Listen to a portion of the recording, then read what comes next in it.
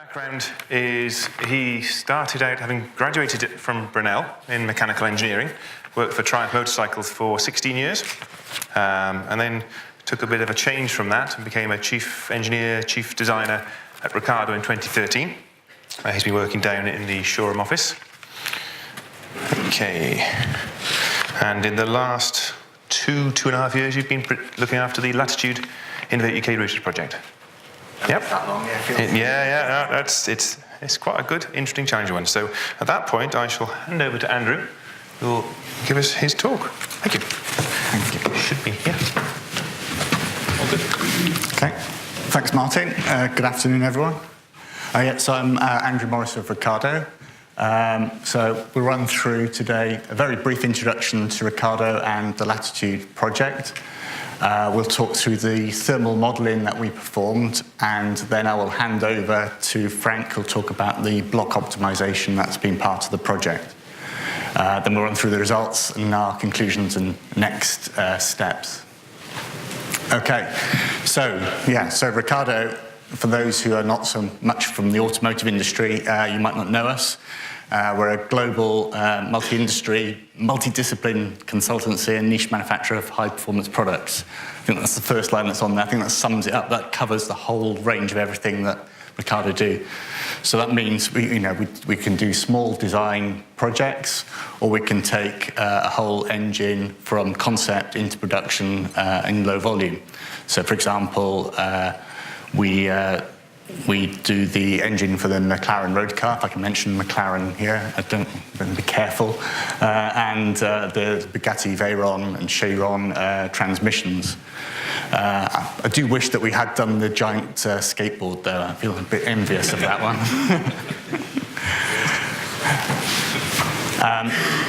That's not quite, that's a bit skewiff, but anyway, okay. So yes, Ricardo is on the front edge of leading technology, looking at disruptive technologies, mobility and sustainability.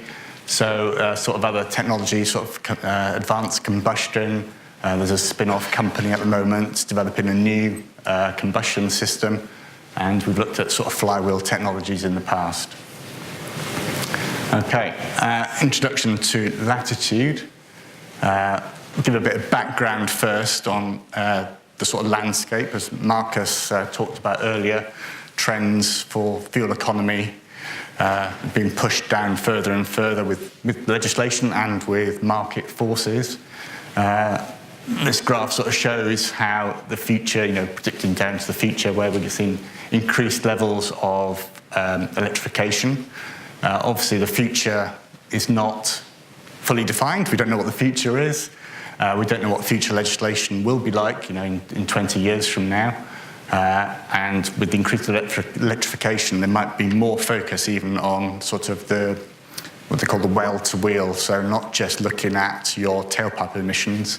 How much does it cost to how much energy do you use to manufacture the vehicles, and how much energy is used to generate the fuel or electricity that they're using.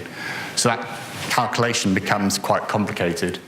So you start to think of things in a more sort of holistic view, where actually you're considering the mass of the vehicle and the amount of mass, for say, in the cylinder block or the engine is also a big factor, because of the energy used to make that and cast it and the like. So the challenges are tight. We are talking numbers now, I think 99 grams is sort of seen as very good. You can imagine to do the future, your sort of hybrids going much, much, much lower. If you're designing an engine for the first time from new, or a whole vehicle, there's a huge number of factors that you have to take into account. Don't just look at the engine and just make the engine as good as possible. You need to make the whole vehicle as good as possible, considering all of your boosting systems, your transmissions, your waste heat recovery and the like. So the Latitude project is based around the AJ20 engine, which is obviously an existing engine in existing vehicles. So other partners are looking at things like the boosting strategy and the injection strategies. Ricardo and GRM have been focused on the highlighted in red items, which are the friction and parasitic losses, and thermal management and weight reduction.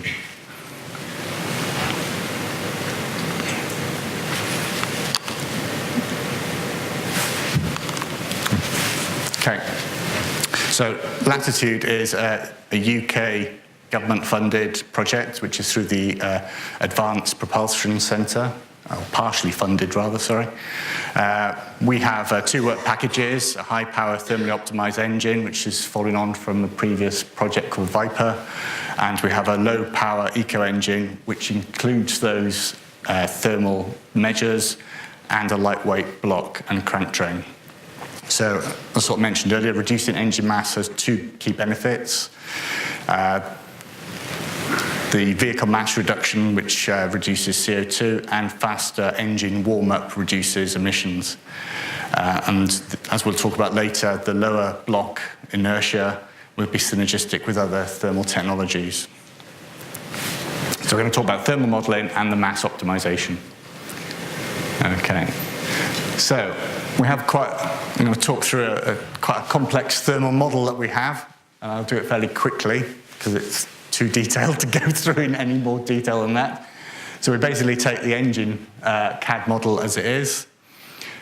We convert that into what they call a lumped capacitance model. So that's working out all the resistances of the components. We combine that with the oil circuits, sort of the heat exchanger properties, and the coolant circuit itself. We then take the model of the combustion system with the friction and the heat transfers. We take all those. We then combine that with the drive cycle. So you can imagine the emissions, the emission cycles are all based around a particular drive pattern, load and speed profile.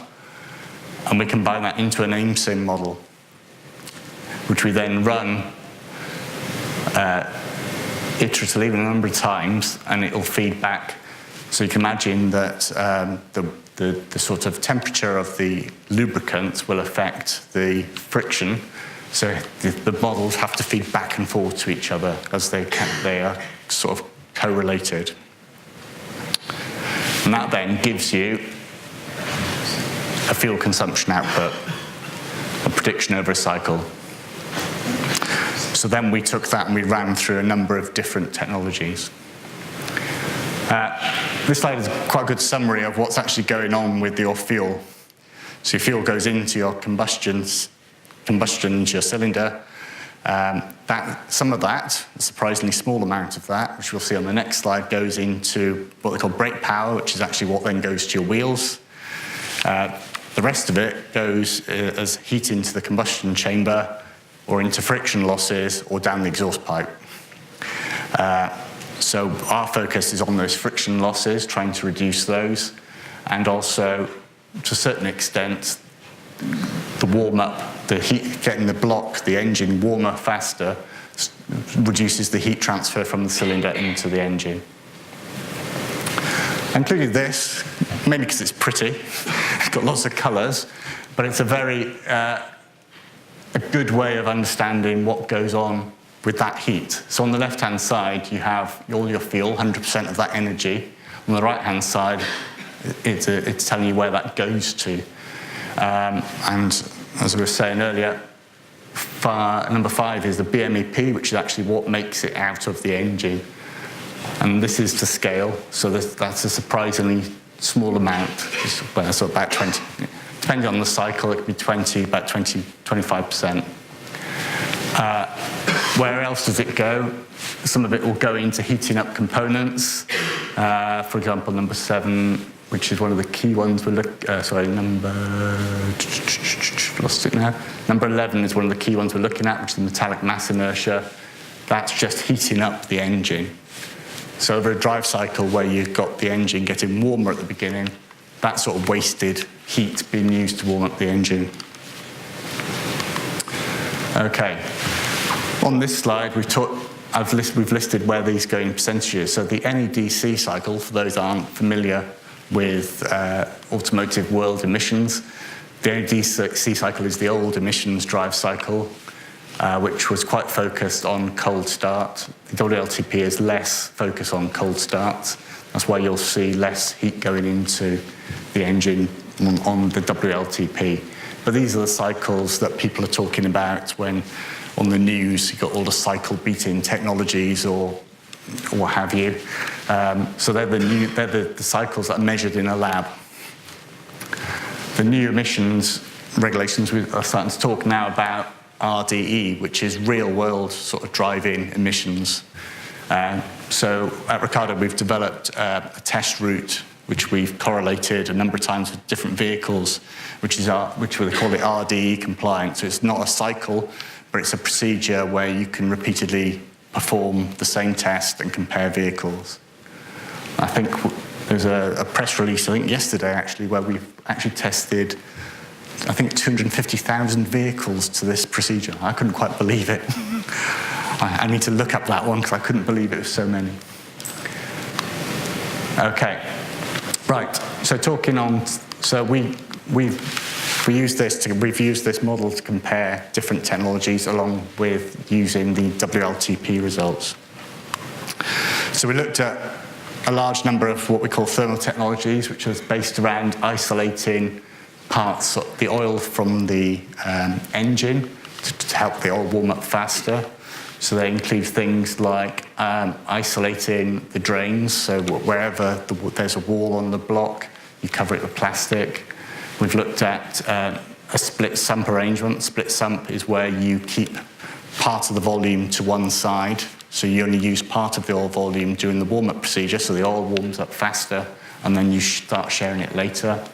And then we looked at isolating other components. So in all, we looked at about 20 different technologies. Okay, it's a bit interesting. So the results of that through the model, I'm going to show 3 results, 2 of which were interesting, which give good positive results, and 1 that didn't give a very good result, which is still interesting to show. The first one is an engine oil cooler bypass. So basically, the engine oil cooler is operating during part of the cycle, and then when the vehicle is to use the engine oil cooler to use the coolant to warm up the oil, to get your friction lower earlier. So you can see that during the start of the cycle. So this is some oil temperature against time over a drive cycle. You can see there's not much difference. There's no difference at the beginning. But then when the oil cooler is bypassed, you see the oil temperature goes higher at the end of the test. Then the split sump is on the other side. So you can see what we've modeled is different levels of how much oil is kept separate from the rest of the oil. We tested a 50-50 split and a 70-30 split. So you can see then, obviously the 70-30 split is the best, and you can see the 50-50 is a little bit lower from that. You can see there's a plateau in the middle there. That's where the oil starts to mix to itself, with the 2 volumes of oil are mixing again. Okay. Right. We also looked at insulating the main oil gallery. So this is the gallery that feeds like the main bearings within the crankcase. We found that didn't give a benefit as we expected. The main reason for that was the model, the VTMS model that we talked about earlier, is a sort of a 1D model. So it can be quite crude. So we were a bit concerned that it was the crudeness of the model that was actually giving us the negative result. But what we did then was we ran a transient thermal model to see what's going on in that area.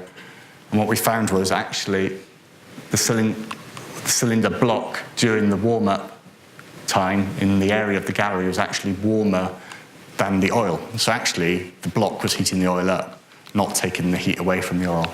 So it actually was not a benefit to actually insulate those galleries. It could have been of benefit perhaps lower down in a small region there to actually insulate the oil as it passes down to the actual bearing, but it's such a small area, the benefit would be very small, and actually the complexity and difficulty of doing that would be too great. Okay, so I'm going to hand over to Frank to run through the block modelling. Thank you, Andy.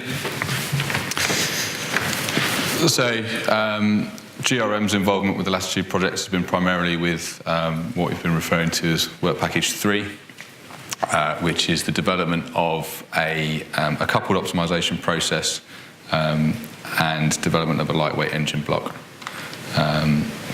So the objective in this work package was to directly couple our optimization tool Genesis with MATLAB. The reason for coupling it to MATLAB is that Ricardo typically perform a structure-borne NVH analysis on an engine block to understand the NVH effects of the geometries and how that's likely to be transmitted into the rest of the vehicle. And obviously that's quite important to confirming the quality of the engine that's being produced.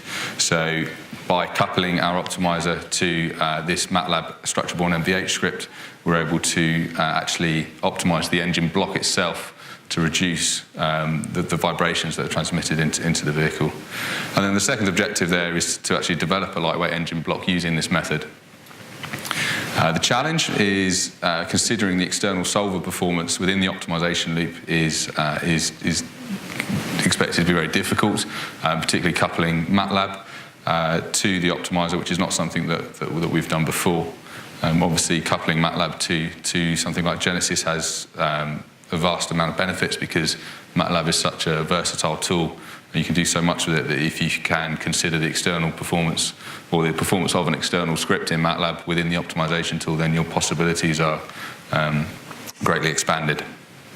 I've covered a bit there as to why it's difficult. Typically because we need to feed back the sensitivities of the model from MATLAB into the optimizer without close coupling them and without putting MATLAB in the loop of the optimization. It becomes a very computational heavy and inefficient process. As you see there, for this particular example, we end up with potentially as many as 150 MATLAB simulations per optimization iteration.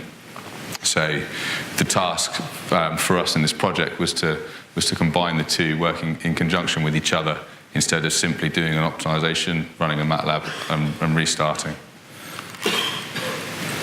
So this flowchart explains, we'll try to show a bit of how that process works without too much detail. So we start off with our FEA solver Genesis. We run a topology optimization and extract the modal sensitivities, and then we run that through the optimizer. What we're doing as part of this project is to include MATLAB in that loop. So within the optimization loop, we're calling MATLAB, generating the approximations and the sensitivities, and then GRM have written a coupling algorithm as part of the Latitude project that will feed that back into Genesis to allow it to optimize and work with the sensitivities based on the NVH script that's being solved in MATLAB.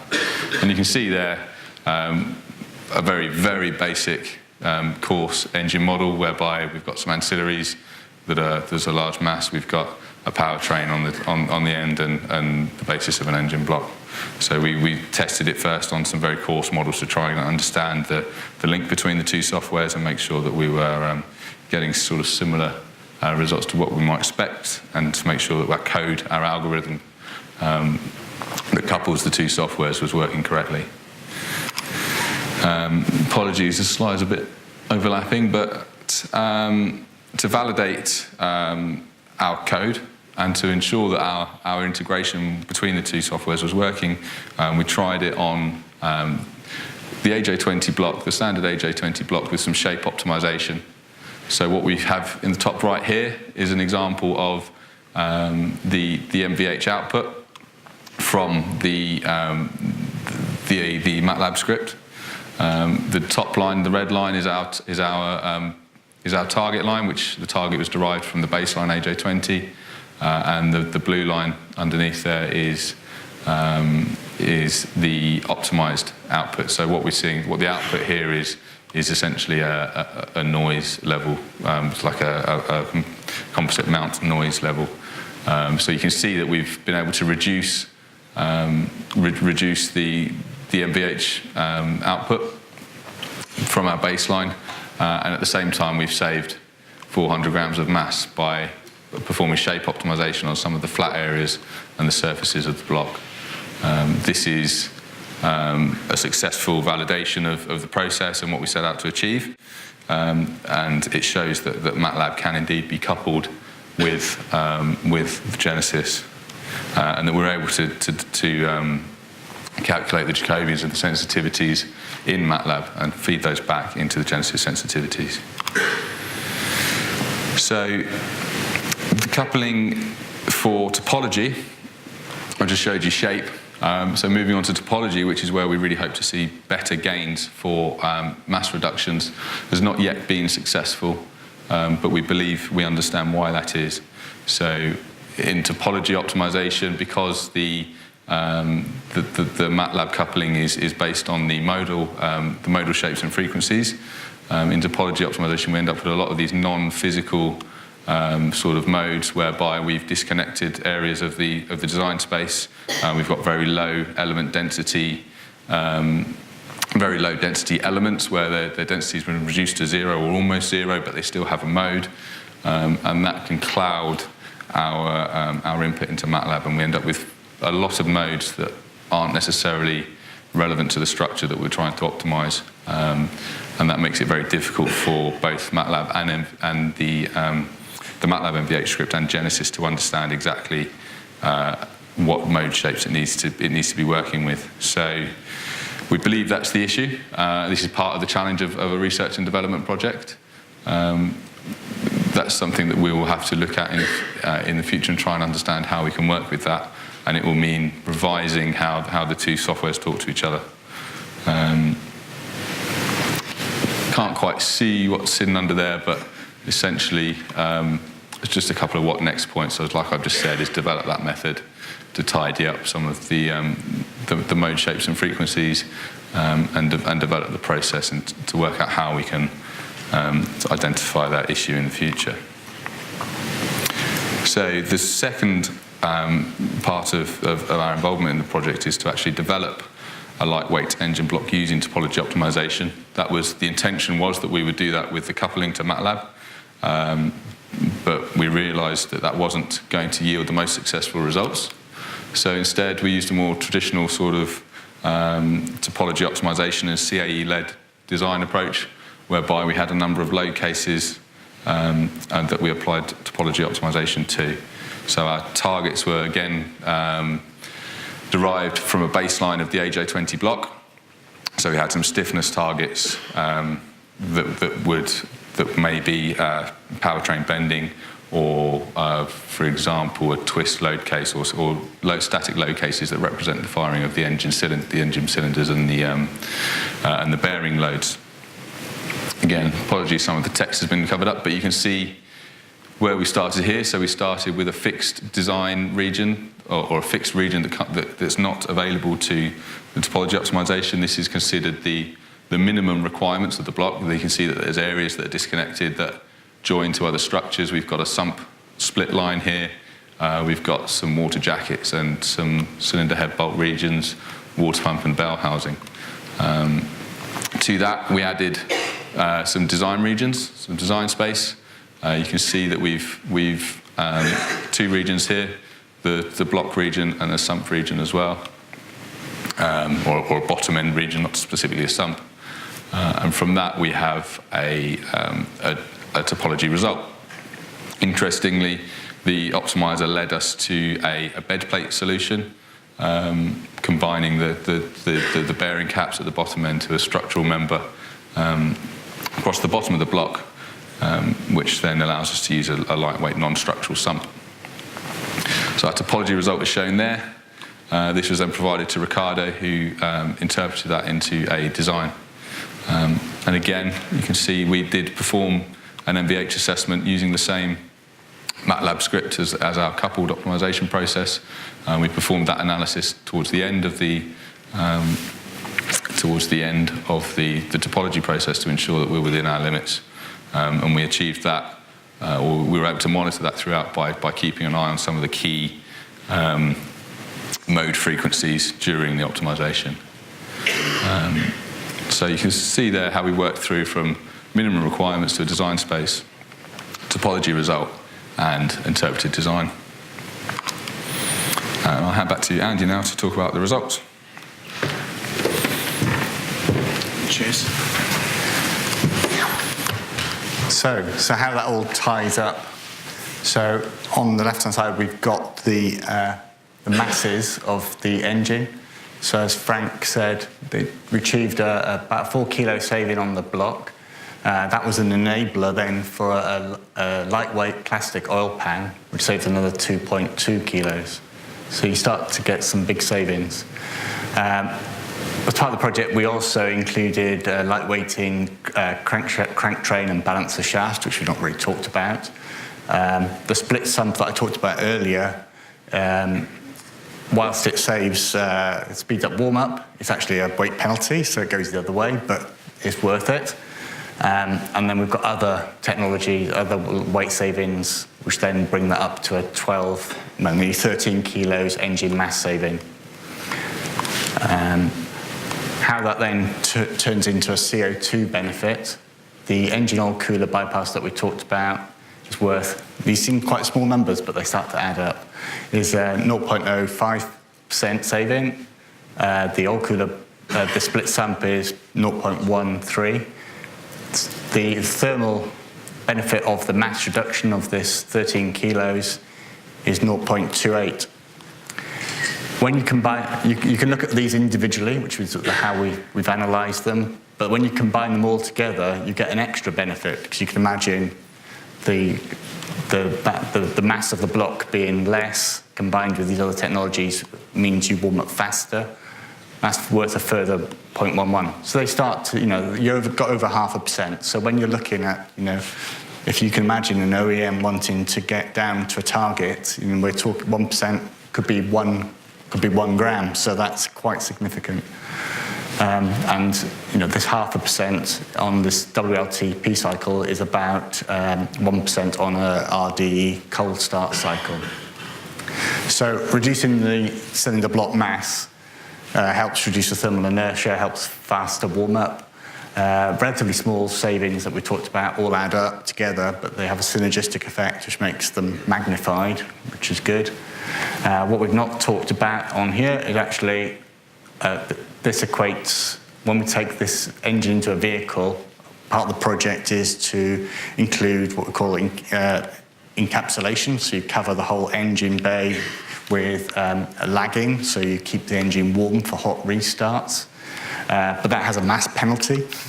But when you combine those together, you then, on the vehicle, that weight saving of 9 kilos is worth over another 0.5%. So this is really good.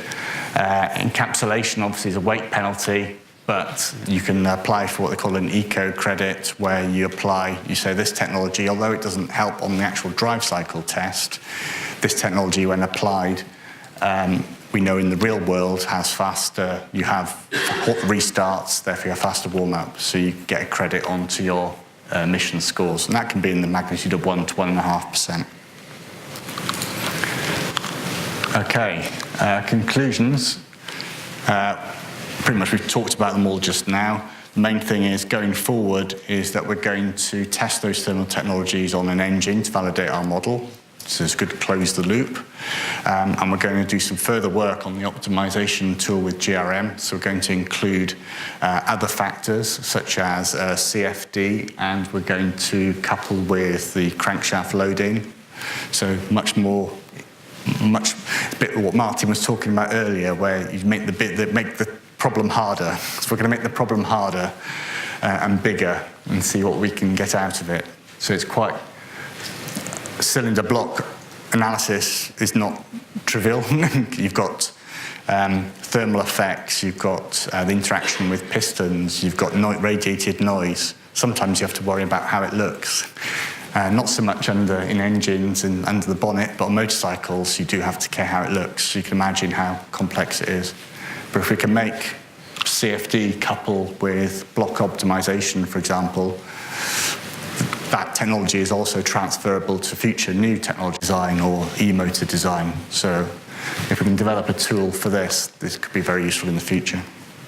Okay, thank you. Any questions?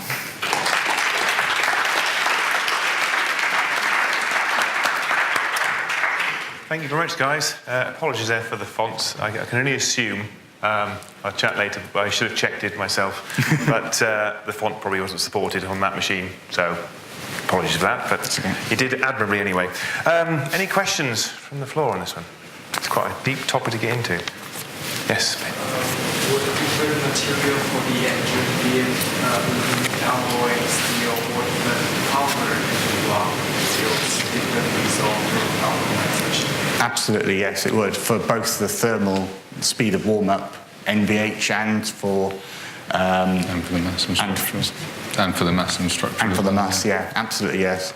I mean, it would be quite nice to do a further study at some point where you do two materials. It'd be good to see how the optimizer could cope with steel and aluminium at the same time. I'll just lean over here and go, hello, multi-material. Great, thank you. Yeah, I think that'd be awesome, yeah. Yep. Any other questions? I do have a few, and they're not written downwards, actually, because I didn't write it down on this one. But looking at the margins, am I correct in assuming that all this thermal analysis is done by simulation? Yes. It's not that you haven't tested oil baffles and so on. Yeah. People have done it. Yeah. What's your level of confidence in the gains you're getting through the simulation and how they would relate into reality? Fairly high, and that's but we still want to do the test to check it, basically, yeah. Okay, and slightly more a scary question, if you started from a clean sheet, how do you go about looking at all this thermal development optimization? That's a good question. I think you would obviously try and do more of what we plan to do in the next phase of the work, where it's trying to include it from the beginning. Mm-hmm. But you do have to it's trying to include that within the whole vehicle analysis. This would be obviously the ultimate aim. Mm. But it's hard, yeah. It's hard. They seem really quite complex things the more I'm learning about engines, internal combustion engines. Yeah. One last thing, which is just a bit random. In that breakdown of the energy percentage, because we saw this morning with Marcus's presentation that, petrol sort of getting on for 100 times better than a battery. Yeah. It's just brilliant stuff. Yeah. But, so even if we're only getting 30% of it, then it's still good. But was it 40-odd%? 45% was heat loss. Yes. Or 35% on the real world kind of drive cycle. Yeah. Is it completely bonkers if people thought of using that energy to charge batteries? Yes, there are technologies for generating electricity from the exhaust temperature. Okay. But I think it's difficult. As ever, it's difficult, is it? And exhaust heat recovery is a big topic as well. Right. Yeah. Okay. So it wasn't too crazy a question. No, it's not at all. Okay, that's all encouraging. Right. Well, thank you very much, guys. Another round of applause, please.